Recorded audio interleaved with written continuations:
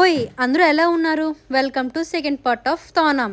వాళ్ళిద్దరైతే కొట్టు బిట్ట అయిపోతున్నారు. మాకేం చెయ్యాలో అస్సలు ఐడియా రావడం లేదు.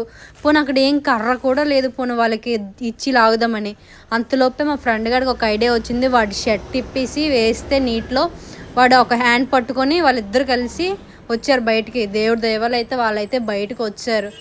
అమ్మయ్య బయటకు వచ్చారని రియలైజ్ అయ్యే లోపే నా ఫోన్ చేతిలో లేదు. వాడికి ఇచ్చాను 5 సెకండ్స్ ముందు, ఆ కాలో దాటిన 5 సెకండ్స్ ముందే ఇచ్చాను ఆడికి. అదేంచి నీటిలో కొట్టుకెళ్ళిపోయింది గోవింద. సర్లే వాళ్ళిద్దరు బయటకు వచ్చారు కదా, ఫోన్ది ఏముందలే అనుకున్నాం. తర్వాత బాధపడ్డంలో అది వేరే విషయం. ఇంట్లో అయితే బస్సు ఎక్కుతుండగా తీసారమ్మా అని చెప్పాము. ఇప్పుడు వరకు చెప్పలేదు, మొన్నే చెప్పాను నేను రీసెంట్గా.